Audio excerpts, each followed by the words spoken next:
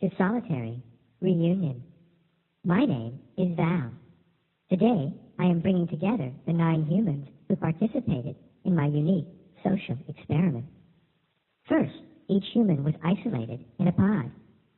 I then put them through a series of tests and treatments to find out their mental and physical breaking point. Some had strong bodies, but their minds were weak. Others were betrayed by their emotions. One by one, they failed my treatments and were eliminated from the game. But one human proved stronger than the rest and was rewarded with $50,000. Let's look back. Yeah! I quit. You made me cry. You must consume everything on your plate within 3 minutes.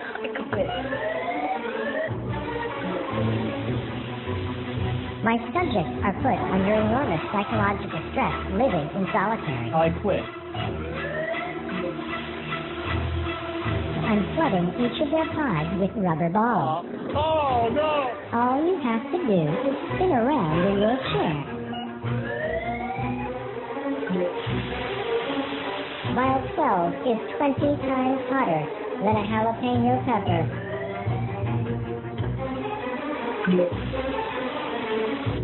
That was not 10 seconds. Yeah, I'm getting woozy.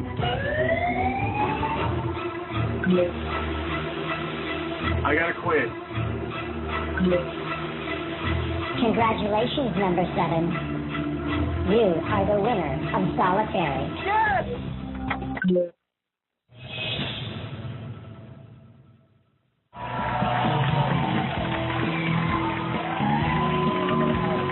Hi, everyone. I'm Todd Newton. Welcome. It's good to see you. You are about to be a part of an experience unlike anything that has ever been seen on television before. It's a reunion show that's actually more union than reunion because Solitary's contestants are total strangers to each other. Right here on this very stage today, we're going to bring out the 9 players and we're going to introduce them to each other for the very first time. We're going to start with player number 1. Now, she took the Solitary challenge.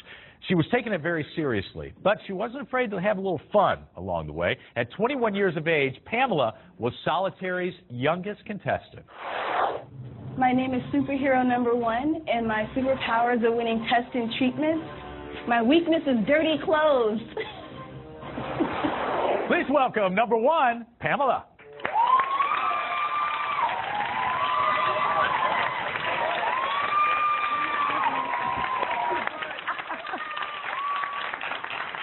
All right, as a personal trainer, a competitive swimmer, and a mom to 2 beautiful young daughters, player number 2 was an early-on favorite to win this game, but ultimately, Michelle's time in Solitary was short-lived.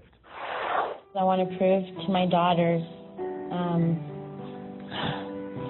that if you set your mind to something, you can make anything happen. If somebody told me that I had to go through this for 100 days, but at the end of the 100 days, I would hear my little girl talk, or there'd be like a cure for autism, I'd stay in here for 200 days if I had to. Let's welcome number 2, Michelle.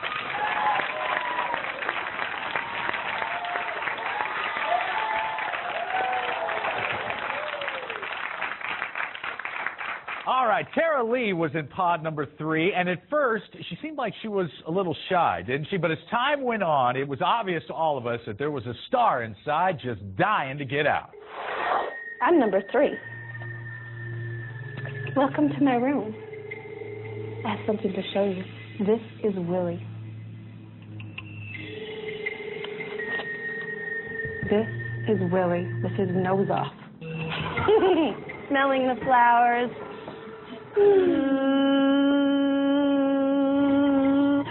Stop! Come on, you gotta come for a ride with me. Come on. Are you ready? Hello, hello. You are now free to move about the country. Don't push the red button. Don't push the red button.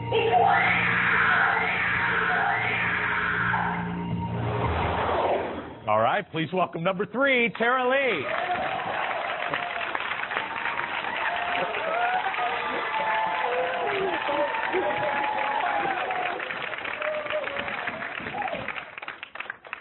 All right, contestant number 4, Florin, is a writer from Romania. He brought a 65-pound dumbbell into his pod, but let's see how this strong man dealt with the pressure of solitary.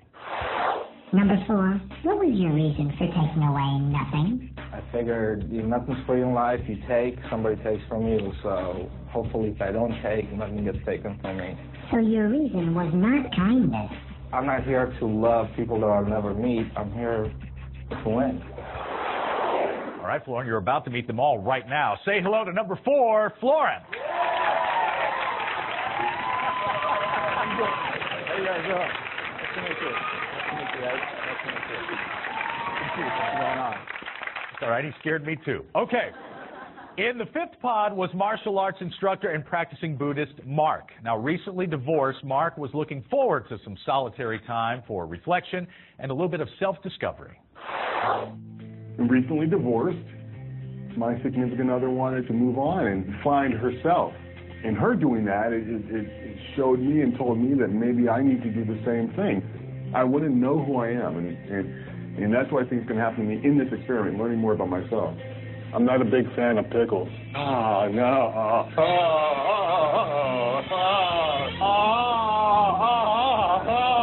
Oh, no. Mark, number 5, come on out here and meet your fellow contestants for the first time.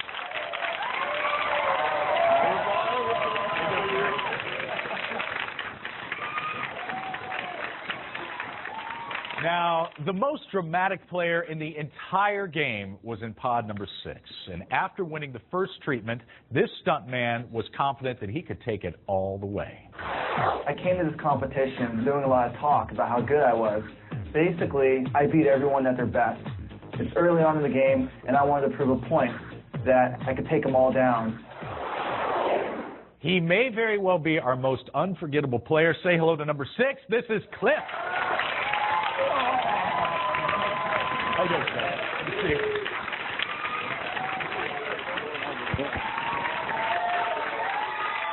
Player number 7's time in solitary really paid off. I mean, he managed to endure Val and outlast all of these other players. But you are not going to meet number 7 quite yet. You're going to meet Danielle. She's number 8. She's a former Fight Club member and a self-confessed masochist.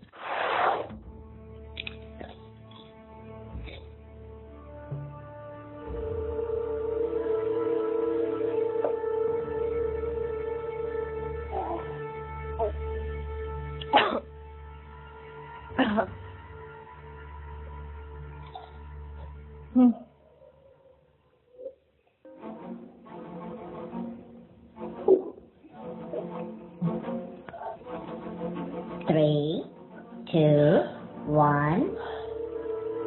What did you do to succeed this time? I swallowed my own puke. That's what I did. Ugh. It was so gross. All right, let's welcome number 8, Danielle.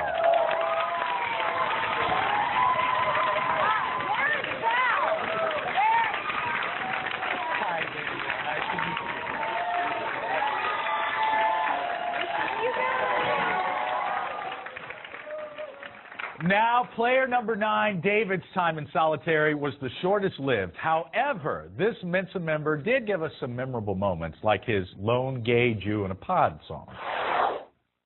Spent all day counting the limits, and now they're gonna take away all my. All I got's my shoes, no water too. I'm in this pod, just one lone gay Jew. You're going to be singing that all day, by the way. Come on out, number 9, this is David.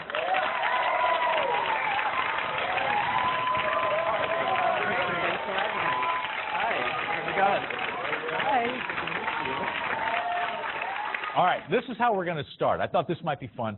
Take a little survey and see what you each thought of each other when you came out and saw each other for the first time. I want to hear the first impressions. And we'll start with you, David.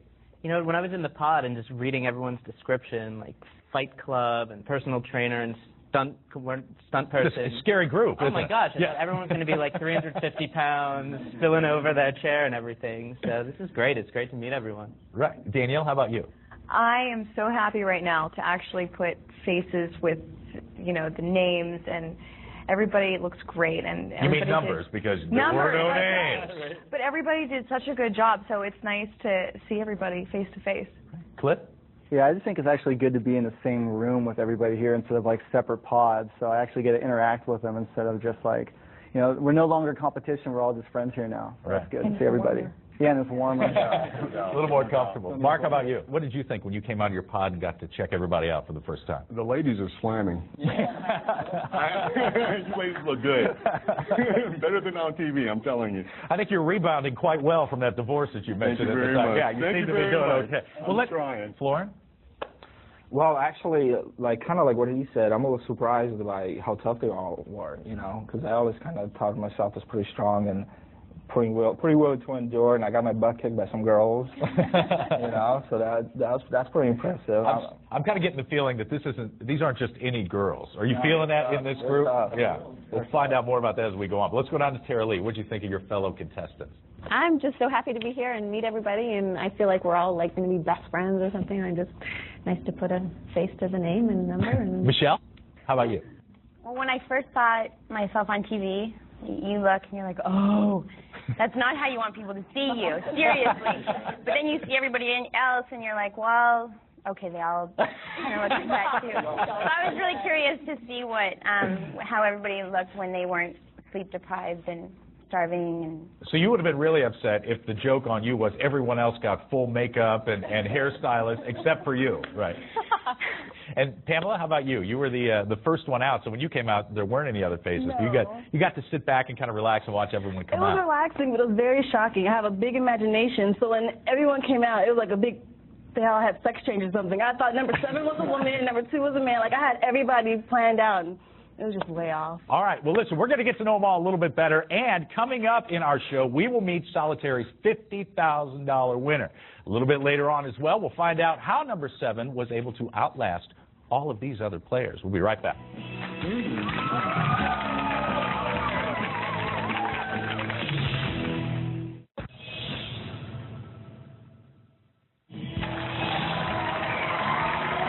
Welcome back to Solitary, the reunion. I'm Todd Newton, and these contestants had never met each other until just a few moments ago. Now, I know what you're probably wondering. You're saying to yourself, what happened to number 7? Let me out of here. Let me out. What can I do? Want me another 24 hours? Bum, bum, bum, ba-dum, bum, bum. Oh, thanks. They're sealing me in now? I have grown rather fond of number 7, and I have yet to make him crack.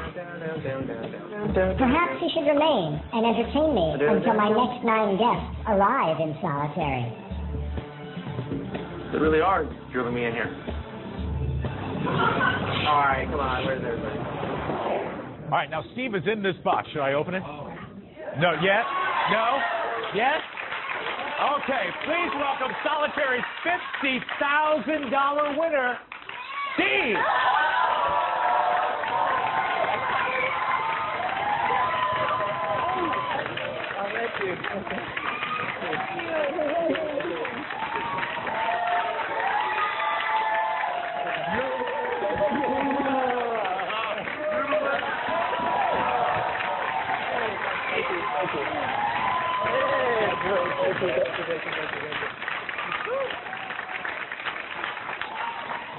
Thank you. After being cramped in that box, you probably want to sit there. I feel good.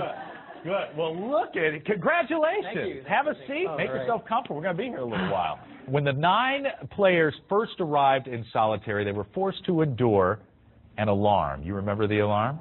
Oh, yeah. The alarm just would not shut off unless they entered a code. Now, Val's sole intent in this treatment was to break you guys down a little bit with sleep deprivation. Third cycle.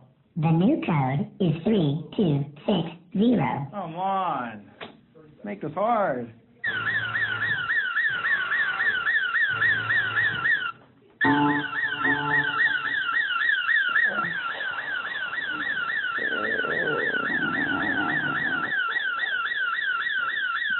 Fourth cycle. The new code is 3260. The new code. Fifth cycle. 326084. Sixth cycle. The new code is 326084. Man, this is mean. It's just wrong. Wrong.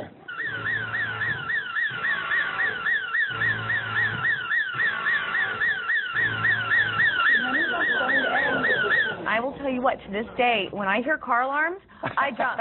I'm very, very jumpy, and it really freaks me out. You're running around looking for the keypad just to enter the code to Oh, stop. my gosh. But I know it was awful. you endured that alarm for certainly longer than I would have been able to. And I know you say you're a masochist. How did you do it? I mean, is it a mental thing for you? Very much, because I went to see this one spiritual, I don't know, guide, I guess you would call her. And she taught me these breathing techniques to do whenever I feel stressed out or anxious. And so I would just do these breathing techniques and try to just detach. But it was so hard. Did it work for you? It did work. I lasted. Oh, yeah? By a minute. Now, Florin, had you ever experienced any kind of sleep deprivation before? Are you a guy that just gets his solid 8, 10, maybe even 12 hours a night uninterrupted? I hate sleep. I would love it if I could just not sleep ever. So I try to do that on my own, just forget it, I'm not going to sleep. And you look confused, Charlie. Yeah, who would want to do that? It's a waste of time, It's like a third of your life goes away. So that didn't bother me. The sleep deprivation didn't really bother me. Now, Pamela, from watching the show, it looks like you're a girl who enjoys her sleep. How'd you get through it? I'm not a morning person. I don't like being woken up. I don't like loud noises. So a big combination. It was horrible. You can hear me grunting or my eyes. It was bad.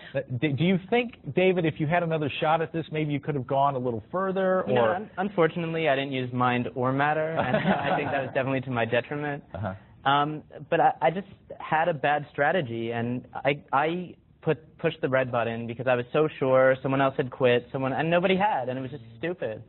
And I think knowing now how tough everybody was, and how tough the challenges were, if I were to do it again, I would definitely go balls out. You still, yeah, of course. There's no other way to go. My one goal going into the show was, you might not win. There might be people stronger than you, smarter than you. Just, as long as you're not the first person to go. All right. Well, I tell you what, we'll take another short break, but when we come back, we're going to hear all about the state of mind that you must have if you're going to lay down on a bed of nails for hours on end. Don't you go away. We'll be right back.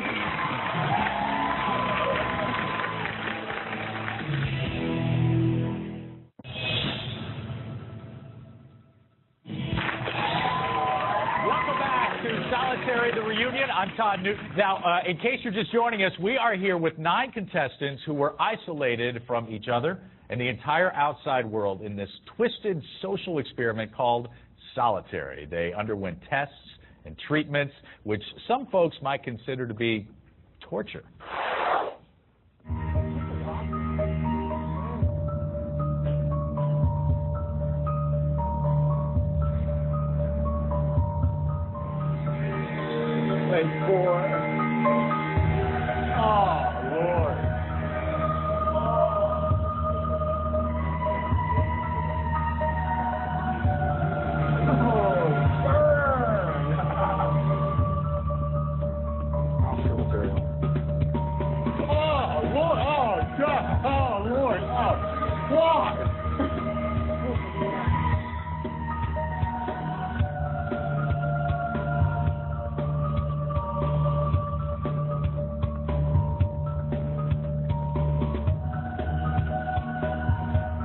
Enough of the clown already. Are you all right there, partner? It's terrible. It's terrible. These contestants were forced to watch that film and find clues to solve a very complex problem.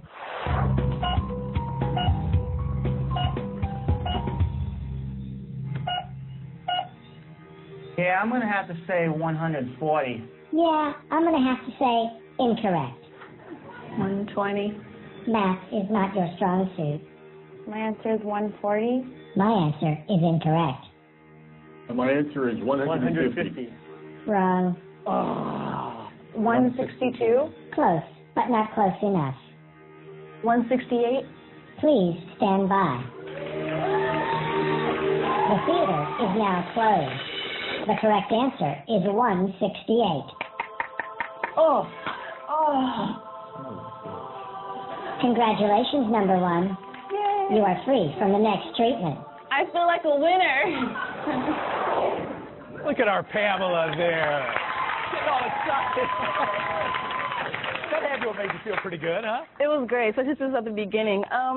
When I first got the popcorn and cola, it was great and everything. And I knew I should use it to count, but I was so hungry. So I was eating it, and I was like, well, maybe my photographic memory would help. But when you see a clown pop out or someone slitting their wrist, it kind of messes with you. So yeah. I used the popcorn, and it worked out pretty well. Let's talk about those clowns for a second. Here, I don't care what anybody says. The clown had a knife. The clown had a knife. I don't care. I wasn't seeing things, but yeah, it was a little disturbing, a little unsettling. Are we going back to like this childhood incident at a circus or anything? No, or what? no. It was nothing that severe. It's just it was just something that I wasn't expecting to see, and I was caught off guard, and it was.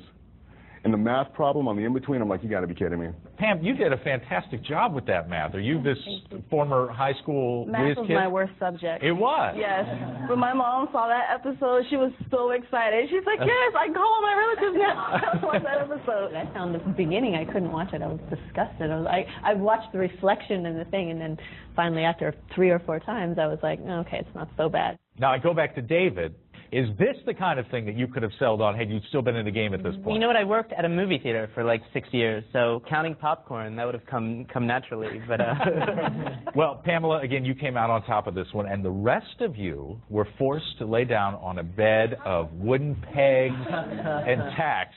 And I'm sure that Pamela's happy that this is probably the one that she most wanted to sit out of. Now, at first, Val gave you, what, 5 pillows? Right. Right, 5 pillows. And then one by one they were taken away. Pillows. They were like that thin. Like airplane pillows. Yeah. But one by one they were taken away until there were none. That's probably when things got really uncomfortable. I think I'm going to cry. The pain is intolerable. I'm not a quitter.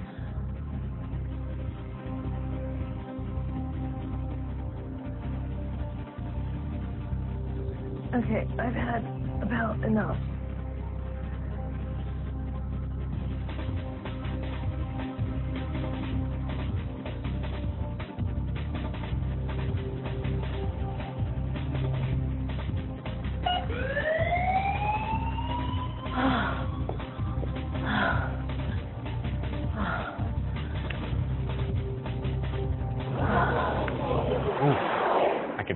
I can feel it from her. What's going through your mind watching it again? It hurts me to watch it. Oh, yeah, it does. Every woman watching this right now is jealous of that hairdo.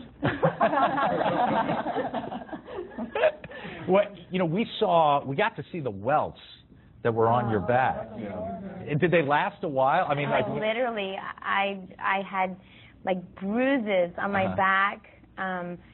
Some on my butt was probably like the worst, and they purple, and everybody wanted to give me a hug, and I was like, oh. Now you look like you fell asleep. Did you fall asleep on that bed? I guess I'm lucky because I'm a little bit fat, so I got some fat back to protect. Back fat. Yeah. Right. And everything was fine until the head. Yeah. Until it was the head. And the problem is the pins are all different sizes. Oh. So you're not really sitting on all of them. You're only sitting on like the 5 ones that are the tallest. Yeah. I kind of like jiggled around a little bit, but I had laughed because you didn't see this. It's actually funny because I was sitting myself. I'm like, oh, I have a hole in my butt, and I was like. Oh. I did not just say it. I got the giggle, so that made me move around, and I felt it, and I was like, oh, man. And so it's like the more you move on that bed, like the more painful it is. Like you go to like lift something up to let it breathe, and as soon as you lift it up, it's like all that pain rushes. Yeah. And then you got to put it back. Yeah. So not only did you get all that pain, you're laying back down, you got to feel it all over again, you know? And it's like, I think the hardest part of the whole thing was actually getting off the bed, like leaving. Yeah, that was painful. Michelle said something in this show that I found. She said that if she can handle childbirth, which she did twice, she could handle just about anything. But ironically, this is the one that sent you packing. You know, the difference is after childbirth, you have something. You have something so amazing for everything that you went through. And I got a see you later, close the door, and your ride's waiting for you. So Right. it was, you know, I just didn't expect to be the first one off. I think you picked the most painful treatment to quit because, like you guys said, getting off that bed and hitting the red button probably had to be at least as painful as just staying on it, right? Yeah. Don't you go away. We'll be right back.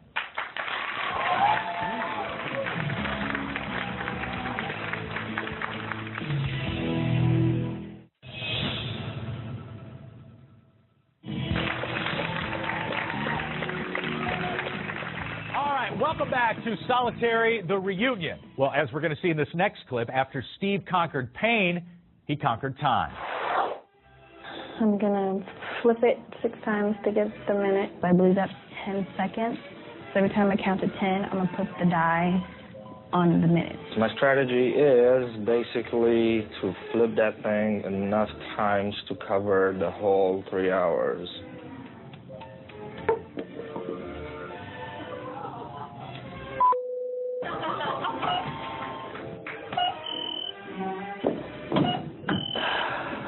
Let me be first.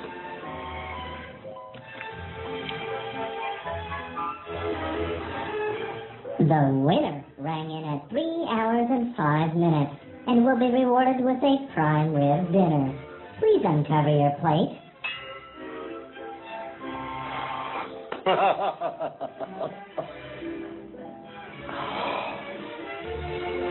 Oh, baby. Thank you. Well, time-wise, Cliff was right behind you on that. I mean, he was only 2 minutes away from enjoying that prime rib. Yeah. That had to have hurt. Oh, it did. Like when Val came on and was like, you know, you're like 3 minutes before 3 hours. I was like, no way. You know, like I would have much rather been like a minute or 30 seconds after 3 hours, like everyone else wanted to be. And, you know, I thought I had it, but just to find out that you're like that much off, like I would have rather not even known. How did you all deal with the concept of time? I mean, I know that you had your calendar over there, but were you losing track of day and night and how long have I been here and what are people doing out there? We'll start with Pamela. Every day was a Tuesday. Tuesday at 4 o'clock, I didn't care what was going on, and I just let it be. Right. So when Val would ask, what time is it? Every time, Tuesday at 4 o'clock. I just wouldn't care. In my mind, I just kept track of time. I try to keep track of morning, day, night. I was kind of counting days. It's just based on temperature changes. Yeah. Because, like, I don't know, you can kind of tell air conditioning versus natural cold. Uh-huh. And I could tell that it was getting cold because it was nighttime. And you didn't think that maybe Val was regulating that? I didn't think she could. And that, like I said, there's a difference between real cold and air conditioning cold. Right. Some of you talked to yourselves more than any human being has ever talked to themselves in the history of mankind. Mark? I don't know if I talked to myself that much, but I needed to keep myself company. That was it. So, you know, I wanted to work some things out. I wanted to get to a good place. And the only way I could do that is work it out, you know. And I knew, I had a feeling people were watching me, but it really didn't matter because it was therapy for me. I'm a better person because of it. Now listen, Steve was exempt from the next treatment. It was gluttony. And this is where it gets good. The rest of the players, shall we say, got more than a mouthful. You must consume everything on your plate within 2 minutes. If you do not, you will have to eat another helping. Oh, I'm full. Oh, I ate the whole one. I'm sorry, number 8. Once again, you did not finish your meal in time. You are going to be given a penalty round.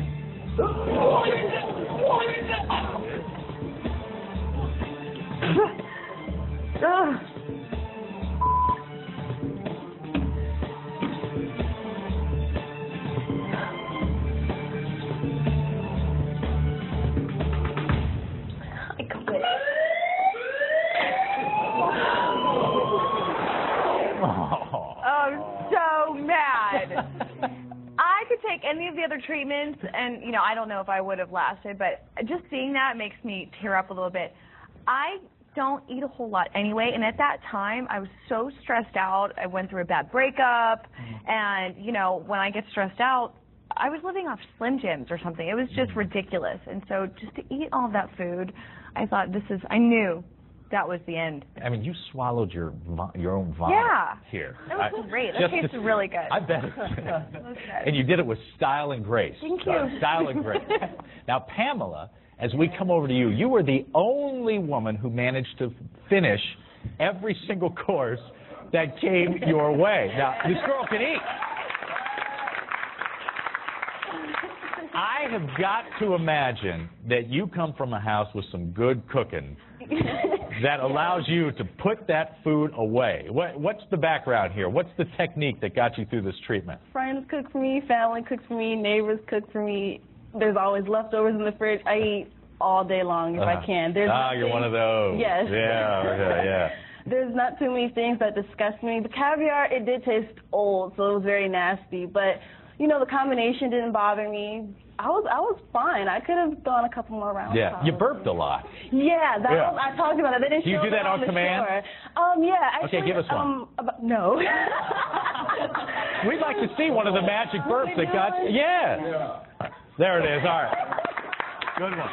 But when I was 6 years old, my cousin was Your at mother the table. is so proud. I know.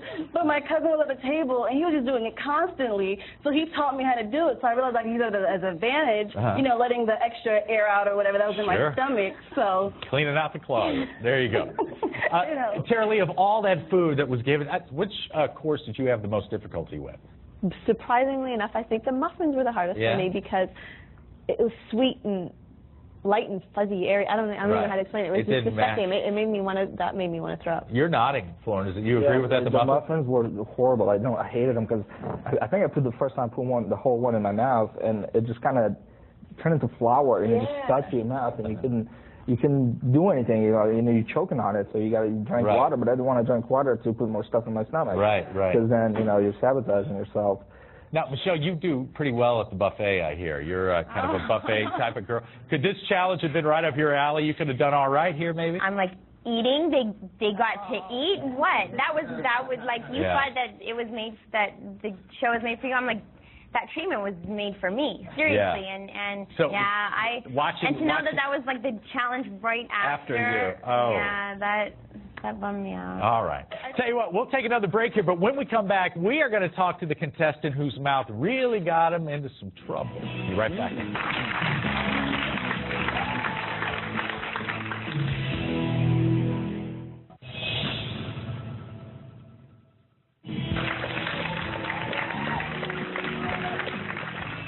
Welcome back to Solitary, the Reunion. I'm Todd Newton, and what we're doing here today is we're talking with the show's players about their trials and their tribulations. Now, one hardship was losing their personal items that they brought to the show.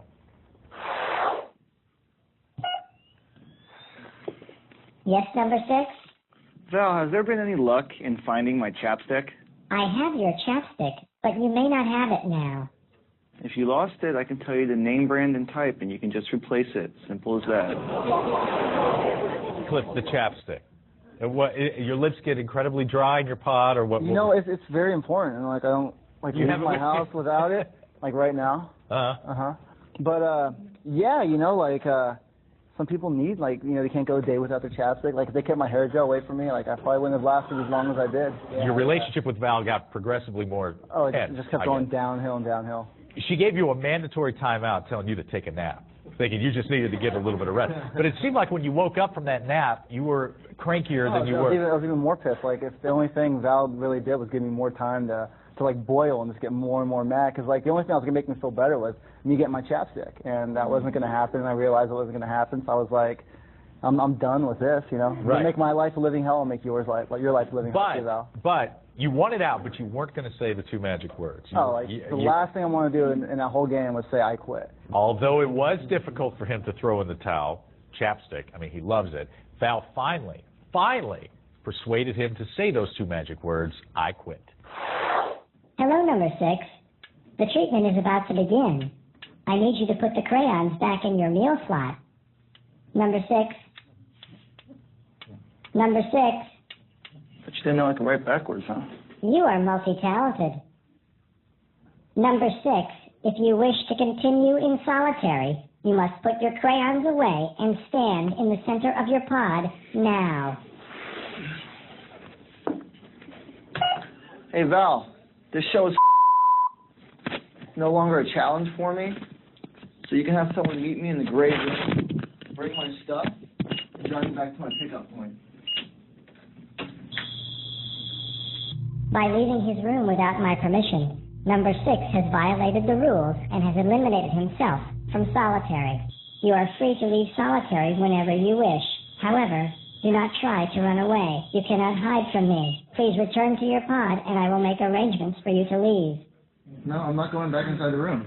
I am sorry you are distressed, but I need you to formally acknowledge your quit while I make arrangements with your family for your departure.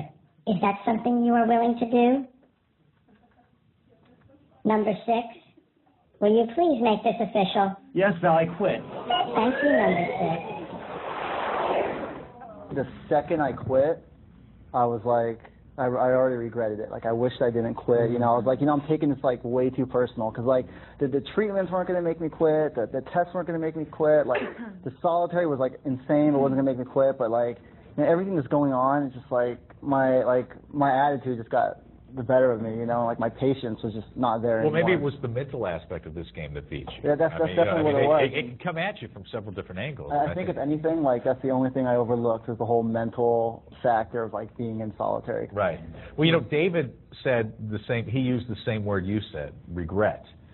We didn't hear any of the other players that quit say that I regret. I mean, they clearly knew that it was time for them to leave this game, but you two regretted hitting that button as if you had made a mistake. We didn't give it our all. I mean, obviously you could have toughed it out if you just had, been able to step back. And obviously I would have been able to tough it out if, the same thing, if I just stepped back and thought about it for a second. And that's not how I think either one of us wanted to go out. Right. We wanted to be pushed to our limit.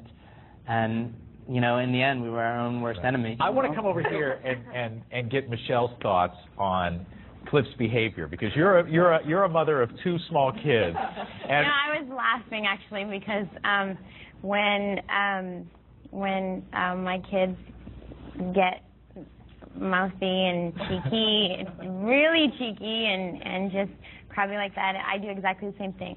I send them to the room and I make them take a nap. That's the worst. And at the same time, part of me was going through in my head what it was like to not have all that sleep and thinking, I could have thrown a tantrum if that meant I would have got a nap. Right. Yeah. There you go. Sure. You have rolled your eyes a couple of times when we've been showing Cliff clips here. You think he was behaving a little immature-ish, a little childlike? I think it's the hair. I think he's mad that I got hair. Right. Listen, he's been good this entire show. Let's not wake up the beast just yet. Exactly. Well, it is. I mean, no, actually, I think that his reaction was actually the most human reaction. I think everybody, the rest of us are kind of freaks because we're willing to endure all this stuff and not really fight back. Right. Like he fought back. He just said, this is nonsense, and I'm kind of surprised that he's the only one really who's really stood up that much and fought back. I would have expected a lot more people just started kind of losing it and going at it for whatever reason. Because when you're stuck like that, it's only chopstick, but it's something that for him it was important, Did any of you come close to that point? Were you close to snapping like this? I did when they gave me my camouflage pants that were too big, and they kept falling off, and I kind of flipped out at Val, and I said, look, somebody needs to give me a belt because, unless you want to see my ass, and I don't want to show my butt on television.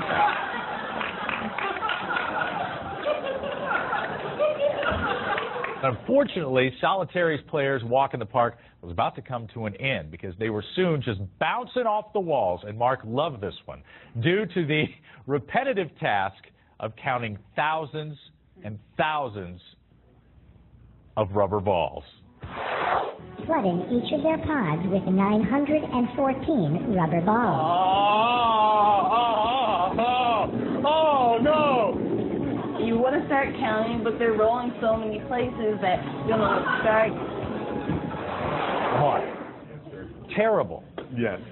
All those balls were terrible. Well, it was the mere fact that my pants were falling down, and like Danielle, I didn't have a belt. Right. Because you'd lost weight at this point. Exactly. Right. And so my pants kept falling down, and I'm like, well, you know, I got to concentrate on one or two things, my pants or the balls, and yeah, you know, exactly. So never the two at once. I concentrated on them. Well, that leads me to my next question. Yes, sir. You would count the balls while holding your pants up. Correct.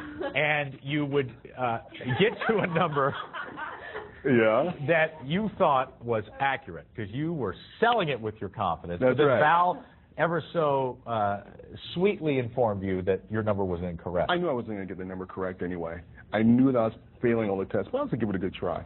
And so, you know, I thought I got very close, and we kept doing it over and over and over again. My pants are falling down, so I said, you know, I'm going to start. I was not smart enough to assemble them. Yeah. I can say that, but I started throwing them back, and, you know, I was disappointed, to say the least. Was it hard for you when Val would start throwing out all these numbers? Did that throw off your concentration? When the lights went out, I was just starting to feel for them, and I grabbed a bunch, and every time I grabbed them, my hand fit perfectly 5, so I was like, oh, good, I got 5, 10, and then if I just yell really loud, and when she was like, 45, 30, I was like, 40, 45, 50.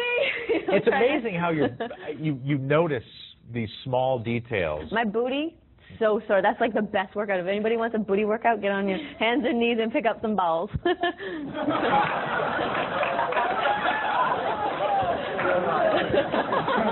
I wasn't going there, but thank you. Now I'm embarrassed. Oh, no. Some things just don't come out like So there you go. You're going to be the world's newest exercise guru, young lady. Good luck with that. Don't you go away. We'll be right back.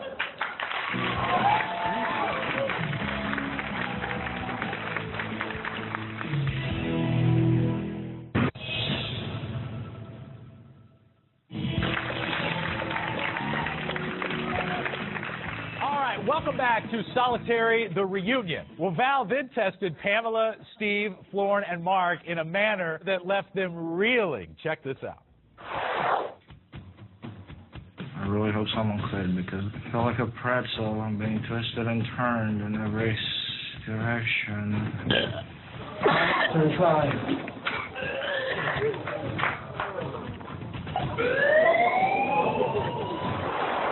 It's almost sad, isn't it? You can hear people in the audience go, oh.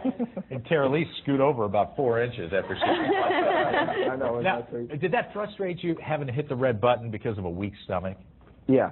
And it's so easy, and I knew it. I knew in my head that there probably is maybe 1, maybe 2, maybe 3 people who this thing is nothing. They could spin for ages.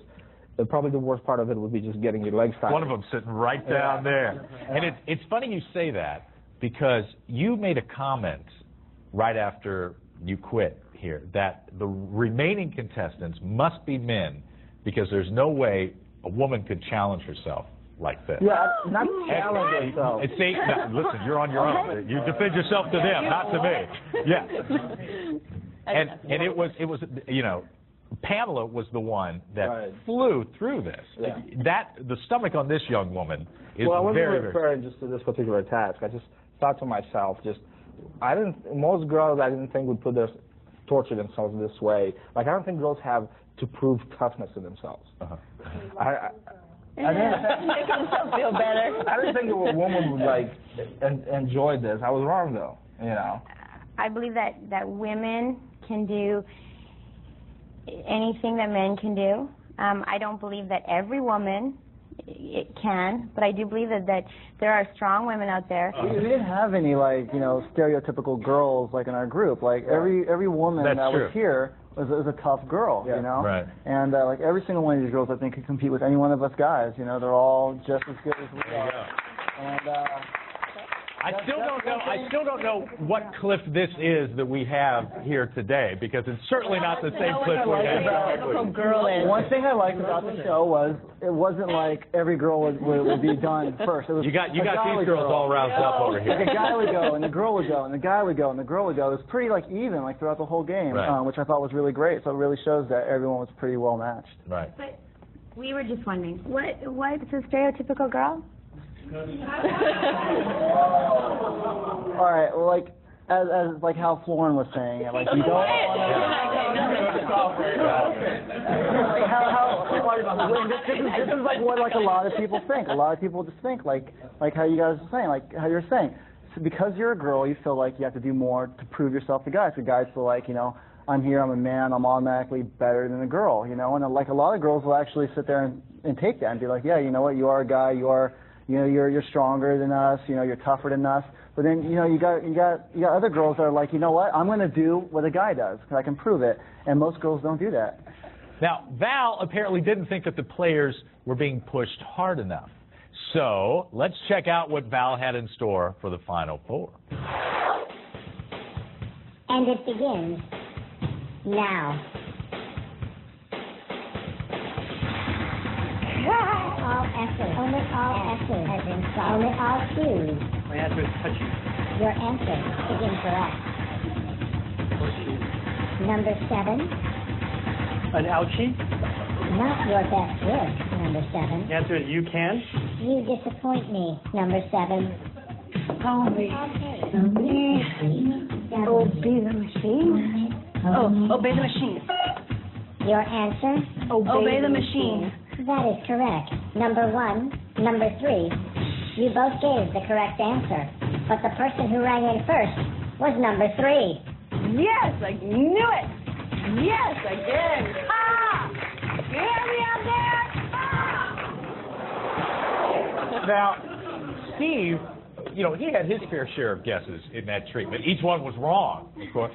Yeah. Tell me about your frustration each time you'd buzz in and have the wrong answer. Okay, as you saw throughout the whole show, I would always beat myself up for losing, being so close, right? Right. So we get to this challenge, we're doing it. I'm thinking, you know what, if I just kind of figure out the letters that are kind of just 1 or 2, then I can figure it out. Piece it together. So I started going with that strategy, but unfortunately, it was one that needed more perseverance. And you thought, for a second, you thought it might be ouchie? Sure. So, okay. No, first you thought it was touchy, and then that was wrong, so maybe it's ouchie, and the T was just, okay. Now, David, this kind of looks like a Mensa puzzle here, right? Maybe this one you could have... I had to be good at something. So I like to think so. All right, well, by now, Val had tested the players' tolerance for pain in some very creative ways, needless to say, but this next challenge, it left him speechless. And shoot. Vial 10. Vial 11. Vial 12 is 20 times hotter than a jalapeno pepper. I must use the right. Number 1 is using her first soother. Number 1 is using her second soother. Number 1 is using her third soother.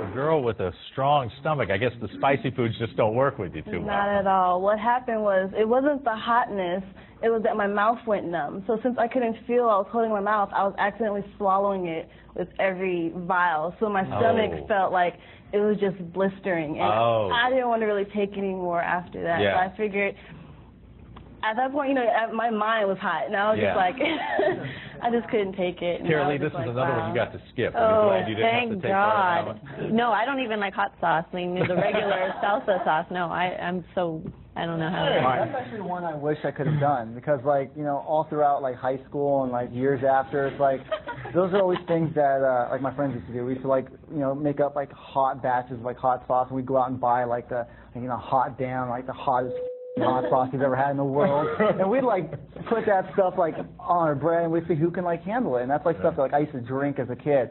And just to, like, show off with my friends, I'd be like, watch, I can drink this whole bottle of hot sauce. That's something when I watched, I was like, I would have loved to have done that. Well, that sounds really tough, but unfortunately you didn't get the opportunity because of your chapstick.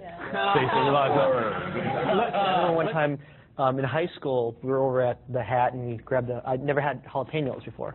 So I grabbed one. I thought it'd be kind of fun to eat one. And so instead of chewing it, I just started sucking on it. And I was sucking on it, it just burned. And then, like, the whole car ride home, I was like a dog out the window going, you know, so I don't like hot food in general. Now, the last three players in the game, Tara Lee, Mark, and Steve, have endured starvation and sleep deprivation and psychological horrors. But if they thought for 1 second that Val was going to cut them any slack now, boy, were they wrong. Oh God, I think the walls are closing in on me. Incorrect. To try again, you must dunk again. Oh God, the walls are closing in on me. Oh, the walls are closing in on me. Oh God, the walls are closing in on me. Let me out. These are hard to be good. Yes, number 7. Oh God, the walls are closing in on me. I think the walls are closing in. You are incorrect.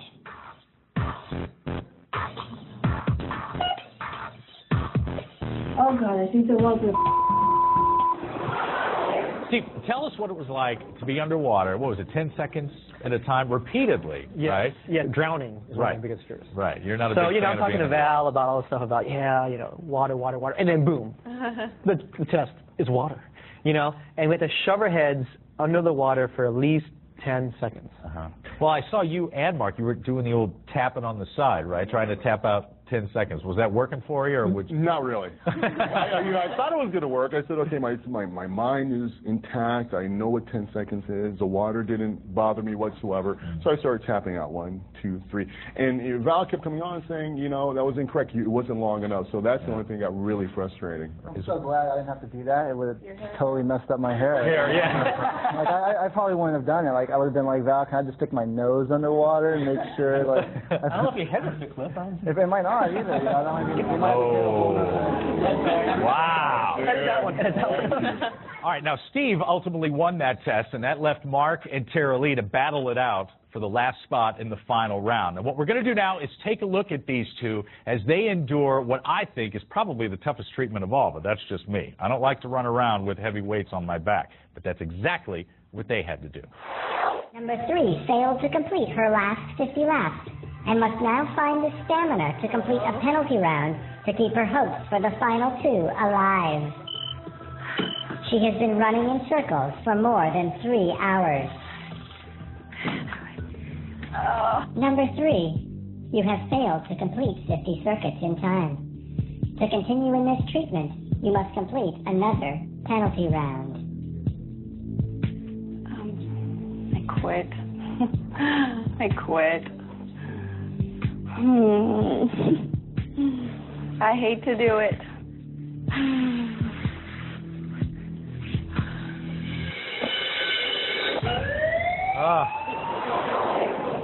You looked like you were doing everything you could do. You had the towel across there to keep the pack from pulling into your skin. Would you have done anything differently looking back at it? Is there I would have went again. I gave up and I didn't try the last time, and I regret just not trying. Even though if I only went around 20 more times and just at least I went out, Right. Bang. But Could you have gone any further there? I could have went a little bit further, but and then I see all his energy that he had. No, I was like, I'm happy I quit. Like. Now, you had different strategies, which I thought was really interesting. You were doing the laps, which I'm not sure was the best way to do it. This guy over here, speaking of technique and strategy, was doing this kind of triangle formation. A triangle. That's right. I usually, when I practice my martial arts, we move on a triangle. So I saw there was a triangle. It was just easier to move that way. Stay in the center, look at the closest point, and then tilt your body accordingly. It was a lot easier, and I could have done that for another 3 or 4 or 5 or 6 hours. Wow. And I was going to run her into the ground. All right, we're going to take another break. Don't you go away. We'll be right back.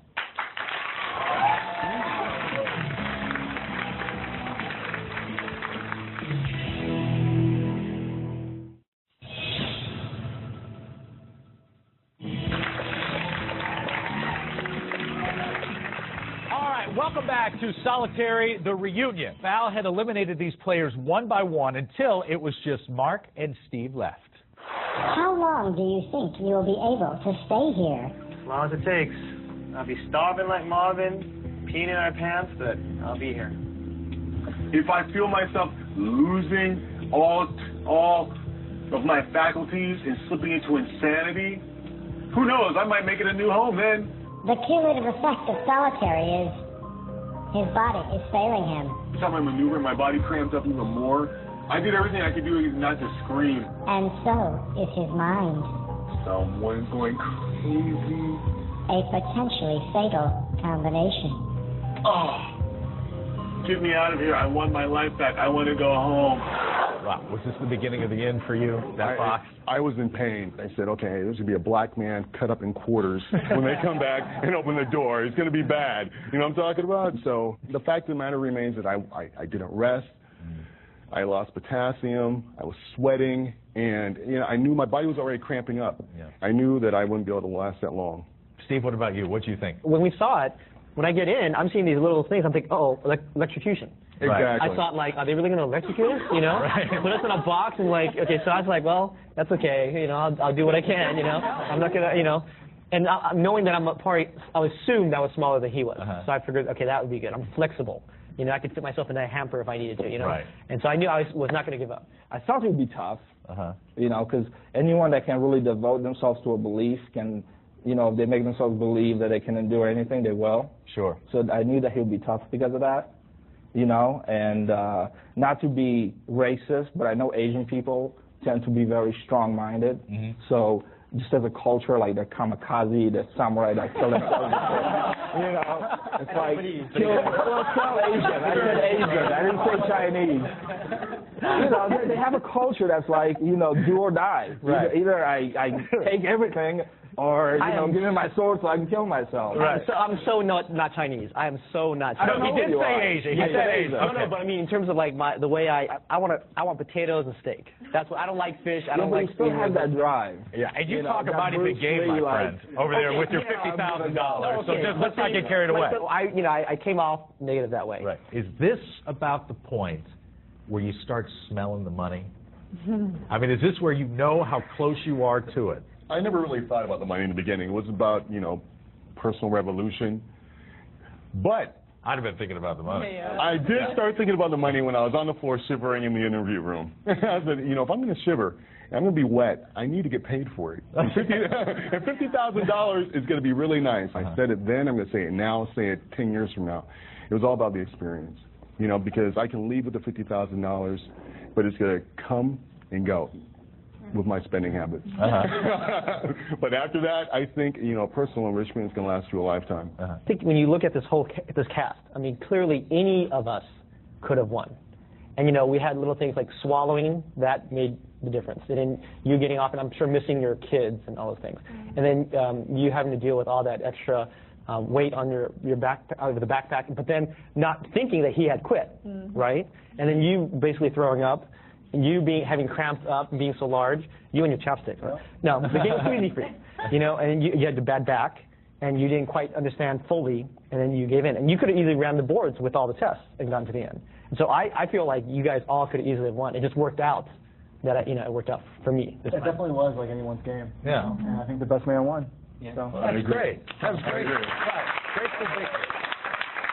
We're going to take another break, but when we come back, I tell you what, we'll meet the friends and family members of these folks that you see right here, and we're going to find out how solitary affected their lives.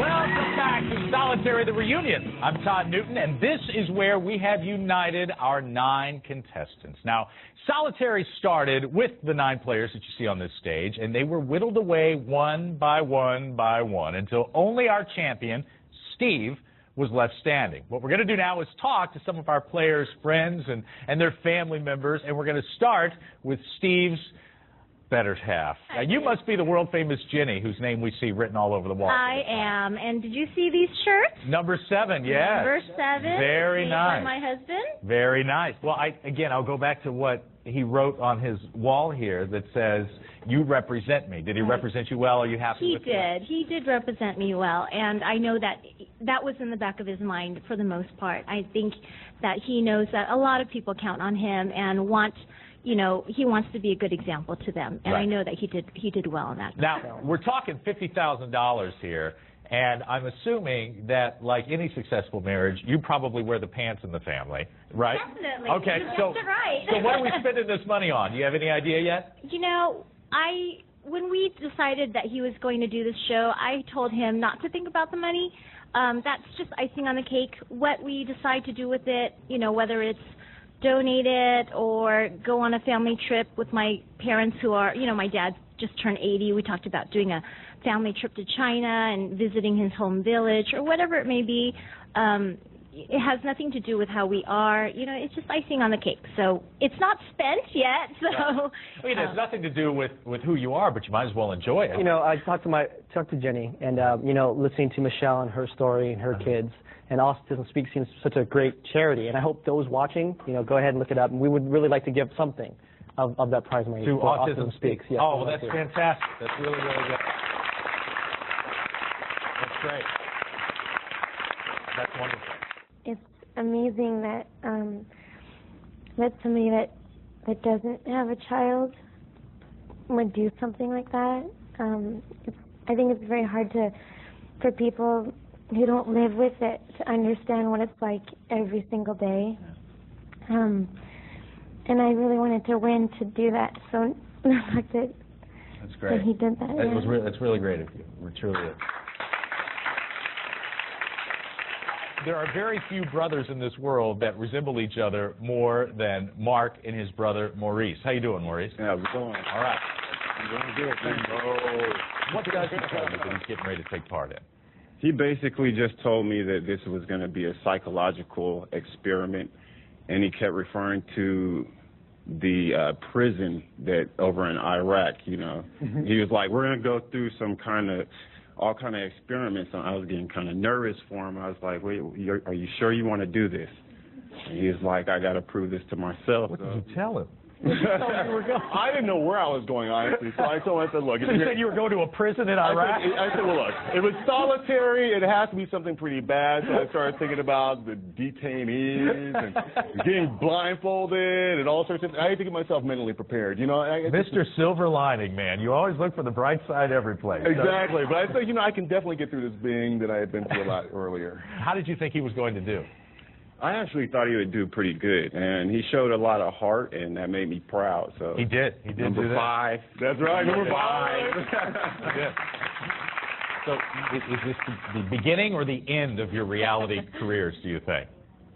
Anyone going to do it again somewhere else down the road? For me, no, I don't think so. You're done. I'm done. Not to say that it was. I think if I was going to do a reality, this was the best one to do because I got so much out of it. It was the best experience and everything. For me, I really want to move on in the entertainment industry. I want to move, movies and stuff. And I feel that, doing a lot of reality is, people just look at, oh, she's just a reality star.